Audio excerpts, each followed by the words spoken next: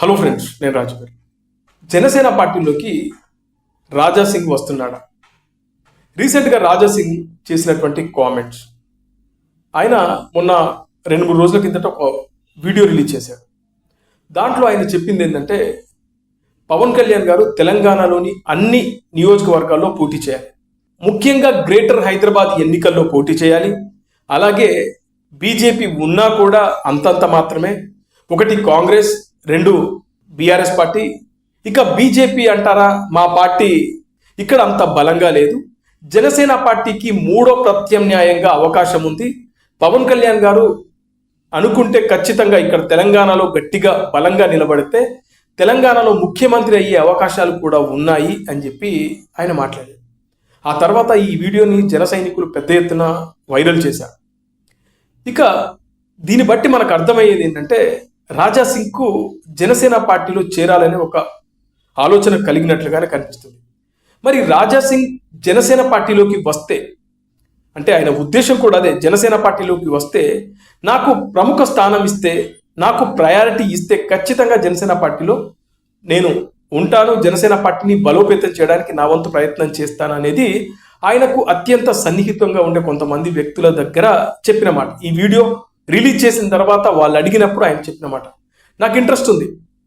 పవన్ కళ్యాణ్ గారి సిద్ధాంతాలు, అదేవిధంగా ఆయన దాదాపు 10-12 ఏళ్ల నుంచి జనసేన పార్టీ 2014లో పెట్టినప్పటి నుంచి ఇప్పటిదాకా ఆయన వెళ్తున్న తీరును గమనించిన నేను, ఆయనలో ఒక నిబద్ధత ఉంది, ముఖ్యంగా ఓపిక ఉంది, ఇలాంటి వ్యక్తితో ప్రయాణం చేస్తే బాగుండు అని చెప్పి ఆయన చేసిన కామెంట్స్ ఇవి. అయితే ఇక్కడ మనం గమనిస్తే, జనసేన పార్టీలోకి రాజా సింగ్ రావడాన్ని పవన్ కళ్యాణ్ గారు ఆహ్వానించవచ్చు. కానీ ఇక్కడ ఒక ట్విస్ట్ ఉంది. అది ఏంటంటే, బీజేపీ ఆయనను వదులుకుంటుందా? ముఖ్యంగా బీజేపీకి సంబంధించిన తెలంగాణ నాయకులు ఆయన్ను వదులుకుంటారా? ఇక్కడ రాజా సింగ్ అంటేనే హైదరాబాదులో చాలా బలమైన నాయకుడు, ముఖ్యంగా కట్లర్ బీజేపీ నాయకుడు, హిందూవాది. అలాంటి వ్యక్తిని బీజేపీ వదులుకుంటుందా?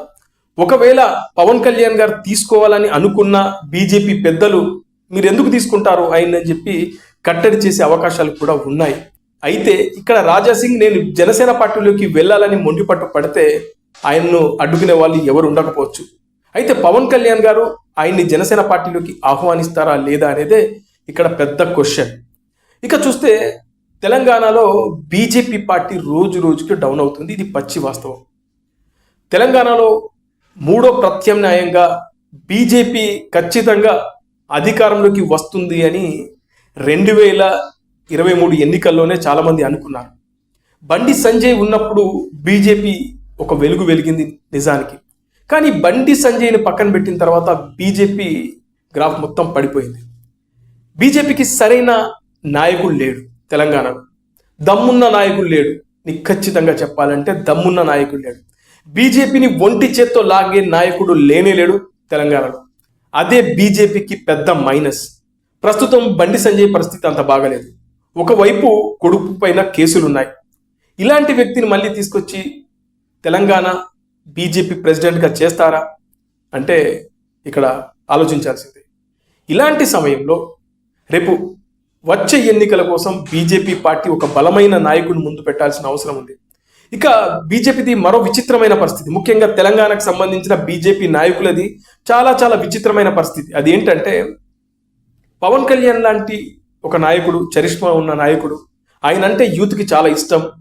అలాంటి పవన్ కళ్యాణ్ గారికి సంబంధించినటువంటి జనసేన పార్టీతో కలిసి వెళ్ళడానికి ఎందుకో ఇక్కడ తెలంగాణకు సంబంధించిన నాయకులు ఒప్పుకోవడం లేదనేది మనకు తెలిసిన సమాచారం. అందుకేనేమో వాళ్ళు గ్రేటర్ హైదరాబాద్ ఎన్నికల్లో వాళ్ళు అంటున్నారు, మేము ఒంటరిగానే వెళ్తాం. సరే వెళ్ళండి, జనసేన పార్టీ నుంచి కూడా కౌంటర్లు వచ్చేసి, అయితే మీరు వెళ్ళండి, మేము కూడా ఒంటరిగానే పోటీ చేస్తామని వాళ్ళు అన్నారు. ఇక్కడ 2 ఒకే తరహా భావజాలం సంబంధించిన పార్టీలు కలిసి పోటీ చేస్తే ఎంతైనా ఉపయోగపడుతుంది. పోయిన గ్రేటర్ హైదరాబాద్ ఎన్నికల విషయానికి వస్తే, జనసేన పార్టీ పోటీ చేయాలనుకున్న సందర్భంలో అప్పుడు కిషన్ రెడ్డి గారు అలాగే కొంతమంది నాయకులు పవన్ కళ్యాణ్ గారిని కలిసి, మీరు మాకు సపోర్ట్ చేయండి, మీరు గ్రేటర్ హైదరాబాద్ ఎన్నికల్లో పోటీ చేయొద్దంటే ఆ రోజున ఆయన నామినేషన్ వేసినటువంటి అభ్యర్థులను విత్డ్రా చేసుకోమని పవన్ కళ్యాణ్ చెప్పడం జరిగింది. ఆ తర్వాత బీజేపీకి సపోర్ట్ చేశారు. ఇవాళ చూస్తే మేము ఒంటరిగా పోటీ చేస్తామంటున్నారు బీజేపీ. ఇక్కడ పవన్ కళ్యాణ్ గారిని కలుపుకోవడానికి వాళ్ళ ఈగోలు అడ్డొస్తున్నాయి. ముఖ్యంగా ఒకవేళ బీజేపీ గ్రేటర్ హైదరాబాద్ ఎన్నికల్లో గెలిస్తే ఆ క్రెడిట్ పవన్ కళ్యాణ్కి ఎక్కడ పోతుందనే ఉద్దేశంతో వాళ్ళు పవన్ కళ్యాణ్ గారికి సంబంధించిన జనసేన పార్టీతో మేము పొత్తు పెట్టుకోము, ఒంటరిగా వెళ్తాం అని చెప్పేసి కామెంట్ చేయడం జరిగింది. ఇప్పుడు ఒంటరిగానే వెళ్తున్నాం.